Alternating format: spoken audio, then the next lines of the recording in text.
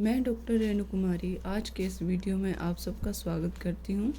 आज का जो हमारा वीडियो है उसका विषय है संस्कृत वर्ण विचार। तो संस्कृत भाषा में जो वर्णमाला है उसका किस तरह से विभाजन किया गया है और उच्चारण स्थान क्या है उसके विषय में आज का हम ये वीडियो बना रहे हैं। आइए शुरू करते हैं। वर्ण की परिभाषा के विषय में जान लेते हैं।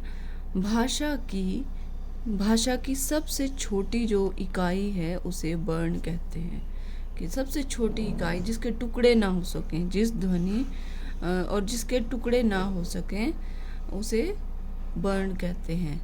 जैसे एक वाक्य लेते हैं, मोहना विद्यालयम गच्छति, कि मोहन विद्यालय को जाता है। अब इसमें क्या है, 3 पद हैं, मोहना, विद्यालय और गच्छति। ये तीनों क्या कहलाएंगे, पद हैं। परंतु यदि हम मोहन को अलग लिखें या विद्यालयम को अलग लिखें तो वो क्या कहलाएगा, शब्द कहलाएगा, एक शब्द है। ठीक है। और यदि हम मोहना को तोड़कर लिखें, मोहना, मोहना, अब हम इसके और भी इसके टुकड़े हो सकते हैं क्या, हाँ इसके और टुकड़े हो सकते हैं और छोटे रूप में लिख सकते हैं, म, ओ, ह, अ, न, अ। यहाँ पर विसर्ग लगेगी साथ में।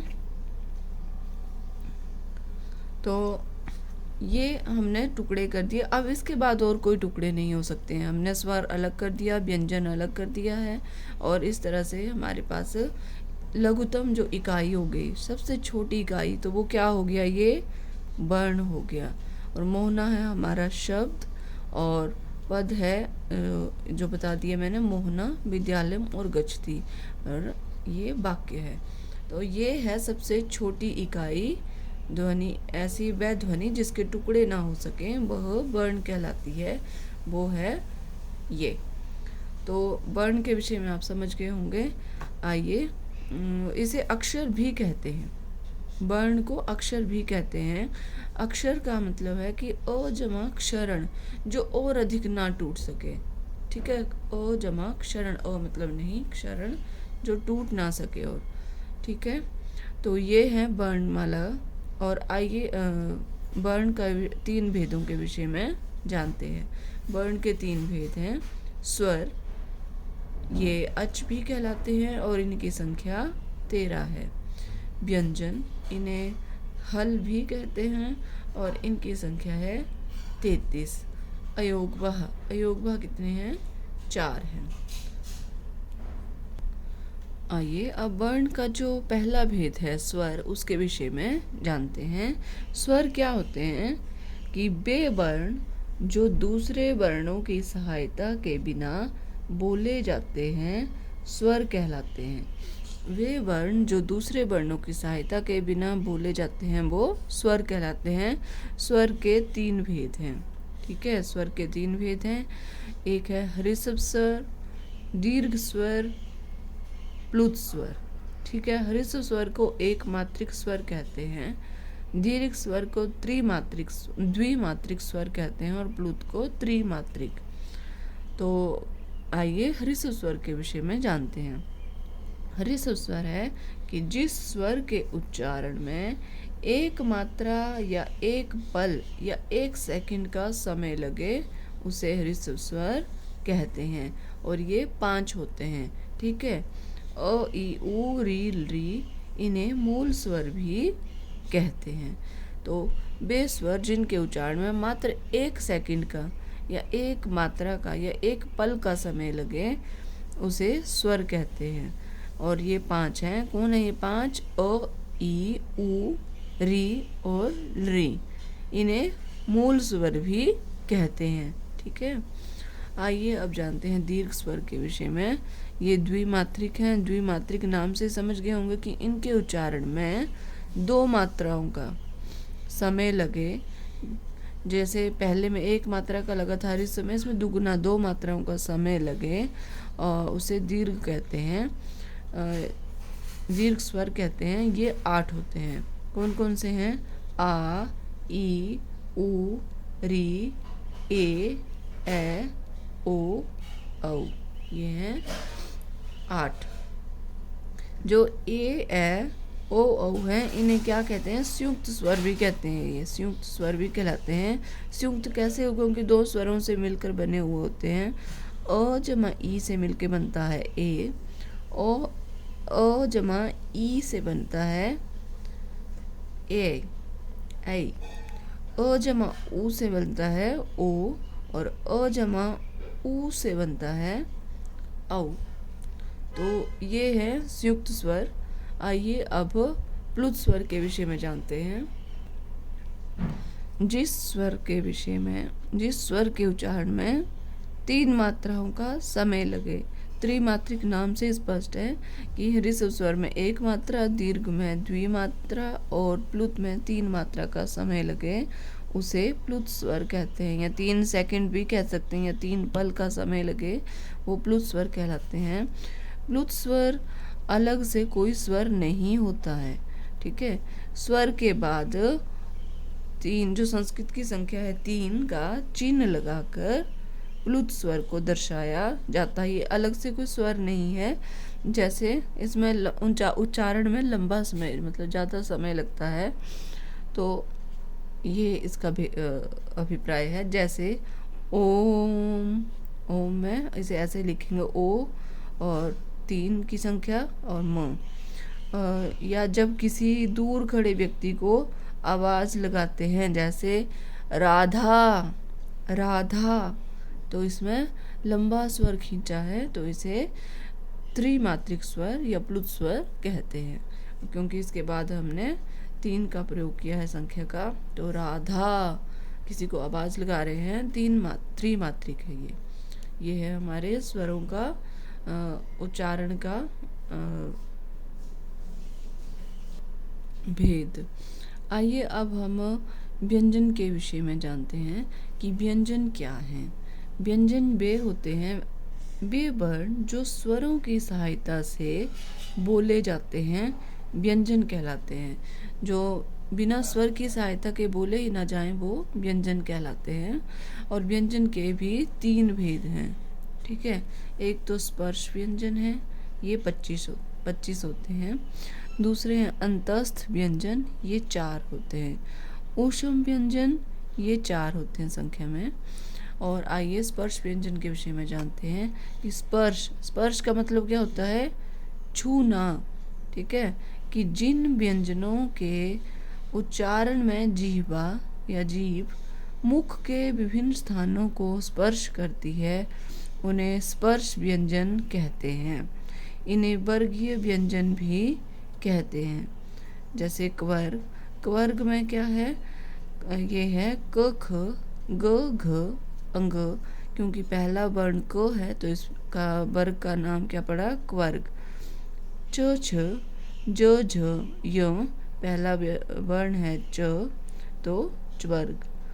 ट्वर्ग अगला है ट ठ ड ढ ण, त्वर्ग। त थ द ध न, पवर्ग। प फ ब भ म, ये हैं वर्गीय व्यंजन क से म तक। और इनमें जो अंतिम व्यंजन है, जो ण, य, ण, न, म, ये क्या कहलाते हैं? ये नाक की सहायता से बोले जाते हैं, और अतः यह वर्ण जो है अनुनासिक वर्ण कहलाते हैं, क्योंकि ये बिना नाक की सहायता के नहीं बोले जाते हैं। इसी तरह से इनका उच्चारण का जो स्थान अगर मैं बताऊं कि कहाँ कहाँ से कैसे इनका वो जो उच्चारण होता है, तो मान लीजिए हमारा इस तरह से हमारा ये जो मुख के अंदर का है वो हिस्से बताए गए हैं। तो ये है हमारा नाक, नासिका, ये है ओष्ठ, यहाँ पर होता है दंत, ये दंत से थोड़ा आगे जाएं तो मूर्धा और तालु, और सबसे यहाँ गले के पास होता है कंठ। ठीक है। तो ये क्वर्ग का उच्चारण स्थान क्या होगा? कंठ। और च्वर्ग का उच्चारण स्थान है इचु यशानाम तालु, मतलब ई, और च्वर्ग का उच्चारण स्थान है तालु। ऋतु रषणा मूर्धा, री और ट्वर का उच्चारण स्थान र और श का साथ में उच्चारण स्थान है मूर्धा। ऋतु लसानाम दंता री और ल त्वर का उच्चारण स्थान है दंत और उपोदमानीय नाम ओष्ठव। वर का उच्चारण स्थान है ओष्ठ। एक अलग से वीडियो बनाऊंगी मैं उच्चारण स्थान के ऊपर, तब उसमें विस्तार पूर्वक चर्चा करेंगे। आज मैं आपको संक्षेप में ही बता रही हूँ। तो आइए अब अगले व्यंजन के विषय में जानते हैं। अंतस्थ व्यंजन। जो अंतस्थ व्यंजन अगले हमने भेद किए थे, व्यंजन के 3 भेद किए थे। पहला था स्पर्श व्यंजन, जिनके विषय में हमने पढ़ा क से म तक के व्यंजन स्पर्श कहलाते हैं।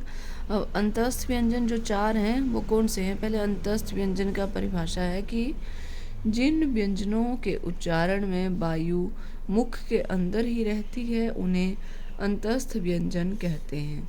ठीक है, कि जिन व्यंजनों के उच्चारण में वायु मुख के अंदर ही रहती है उन्हें अंतस्थ कहते हैं।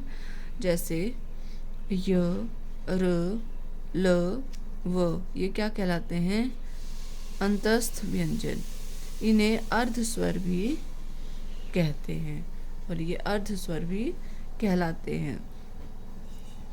अगला है ऊष्म व्यंजन। ऊष्म व्यंजन कितने हैं? 4 हैं।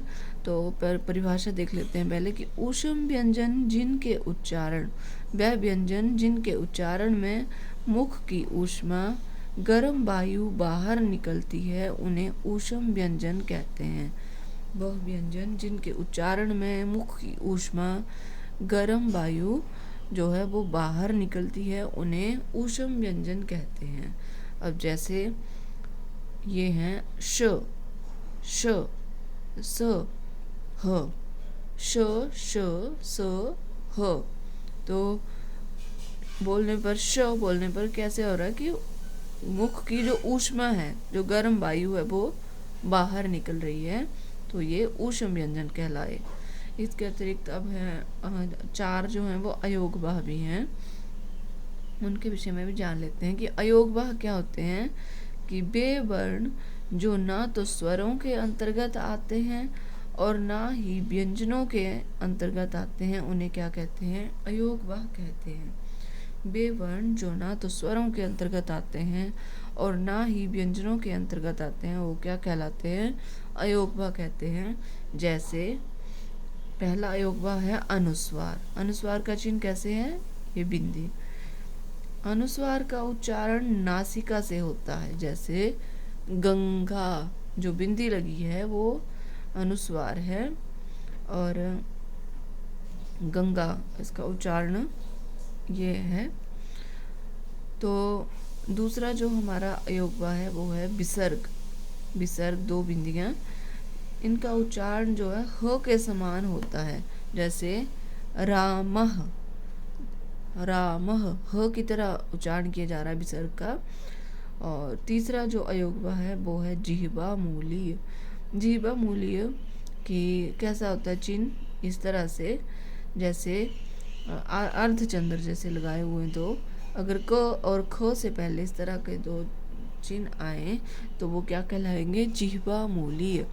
और उपधमानी है चौथा अयोगवाह हमारा, कि जैसे इनका चिन्ह भी अर्धचंद्र बिंदु की तरह ही होगा 2, और ये प और फ से पहले इनका प्रयोग होता है।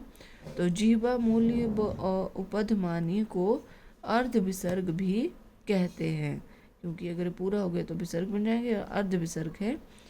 और इनका प्रयोग वेदों में प्राप्त होता है, वर्तमान में इनका प्रयोग नहीं होता है। वैदिक संस्कृत में प्रयोग होता था।